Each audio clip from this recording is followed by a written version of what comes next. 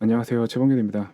음, 오늘 이번 영상에서는 제가 최근에 있었던 면접 자리에서 받았던 질문이 하나 있어요. 제가 잘 할 수 있을까요? 이런 질문을 받았거든요. 그래서 뭐 이런저런 답을 하면서 뭐 충분히 잘할 수 있다라고 그렇게 말씀드렸는데 그때 했던 그 이야기를 조금 더 길게 풀어서 해보려고 합니다. 제가 그동안 했던 것, 이제 주로 월급 받으면서 했던 것은 뭐였냐면 웹 개발, 이게 거의 대부분이었고요. 소켓 관련된 프로그래밍, 서버나 클라이언트를 만든 적도 있고, 어떤 GUI 관련된 혹은 앱 이런 걸 만든 적도 있어요. 이제 웹 개발, 특히 이제 자바 기반의 웹 개발을 주로 하다 보니까 거의 대부분 자바를 사용했고, 또 웹이란 특징이 있으니까 이제 JS, 자바스크립트도 많이 썼고요. 그다음에 GUI를 위해서 비주얼 베이지 혹은 C, 뭐 안드로이드 이런 것들을 좀 했어요. 이제 웹 개발에 조금 한정해서 그동안 사용했던 도구나 기술이 어떤 식으로 바뀌었는지 간단하게, 아주 간단하게 풀어봤는데, 웹 같은 경우는 서블릿을 생으로 쓰다가 JSP하고 같이 쓰기 시작했고, 뭐 스트러치라는 프레임워크를 사용하다가 언젠가부터 이제 스프링을 사용했고, 또 스프링을 이렇게 저렇게 복잡하게 생으로 쓰다가 이제 부트가 나오면서 좀 이제 편하게 쓰고 있는 중이고요. JSP는 거의 초기부터 지금까지 계속 쓰고 있지만 부트와 함께 좀 짝이 잘 맞는 타임리프라는 것을 사용하고 있습니다. SQL은 DB 연동을 하다 보니까 거의 필수적으로 초기부터 지금까지 계속 사용하고 있고요. 이 SQL을 조금 더 쉽게 사용하기 위해서 ORM 도구를 사용했었고 지금도 사용하고 있고 또 마이바티스 이 시리즈를 계속 쓰고 있습니다. 화면을 만들기 위해 HTML 이제 알아야 했고 또 약간의 CSS도 알아야 이제 화면을 좀 배치나 이런 걸 할 수 있어서 CSS도 좀 익혔고요. 뭐 지금도 계속 이건 하고 있죠. 그다음에 자바스크립트, 뭐 동적인 처리 혹은 폼 검증 이런 것 때문에 자바스크립트를 썼었고 에이작스를 계속 사용했고 지금은 프론트가 좀 분화가 되면서 뷰와 리액트도 일부 작게 사용하고 있습니다. 물론 이제 프론트 전문은 아니기 때문에 뷰나 리액트는 아주 조금 사용하고 있고요. 아직까지는 그냥 일반적인 자바스크립트나 에이작스 위주로 하고 있어요. 그러면 이렇게 어떤 경력 기간 동안 뭐가 바뀌었냐 생각을 해보면 사용하는 도구가 바뀌었어요.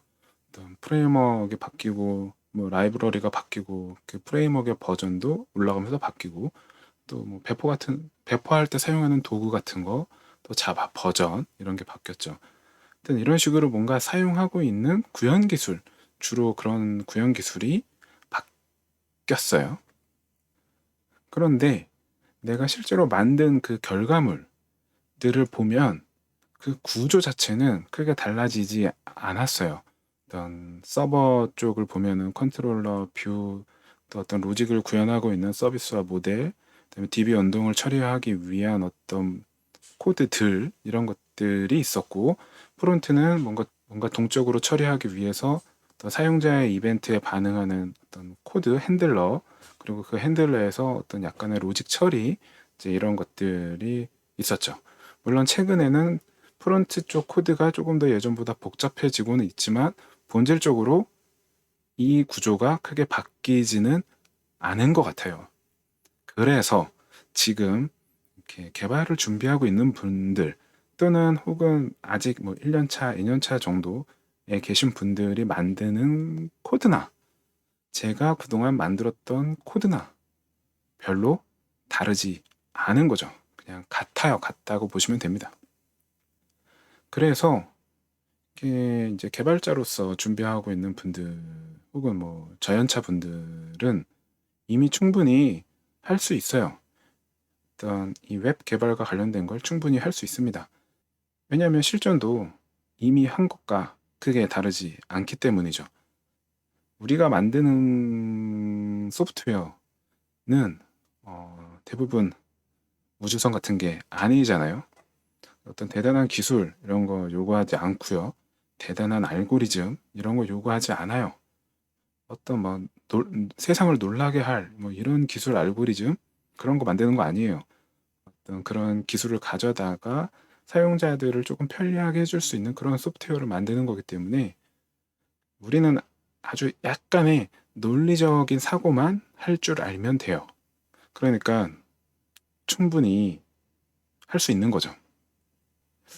충분하지만 그래도 필요한 게 있습니다.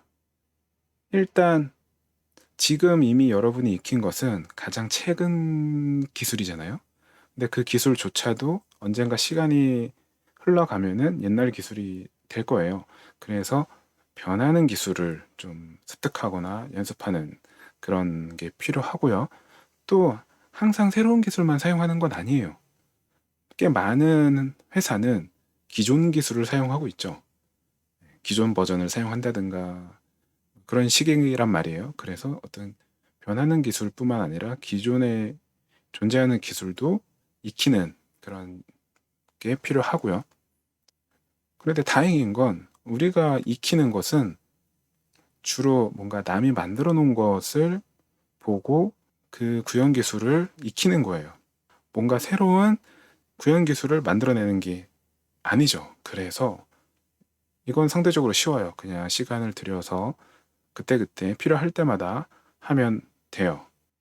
이 기술을 익히는 것 외에 또 필요한 건 뭐냐? 변하지 않는 기술에 대한 역량을 높이는 거예요.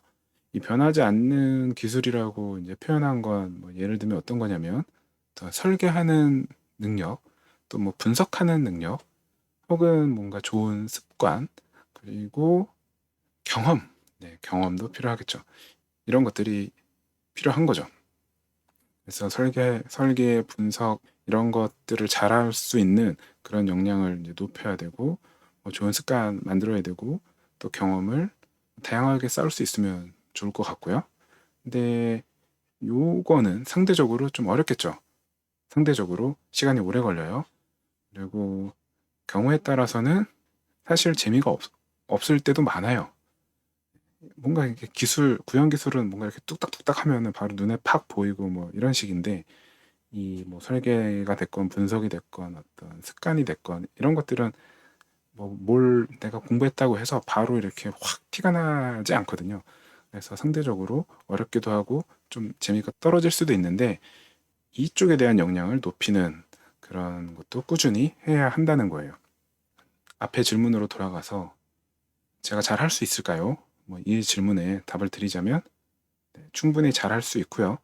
그리고 충분히 잘 할 수 있지만 앞으로 지속적으로 또 충분히 잘하기 위해서 꾸준히 연습을 하고 역량을 높여야 한다는 겁니다. 이번 영상 여기서 마치겠습니다. 고맙습니다.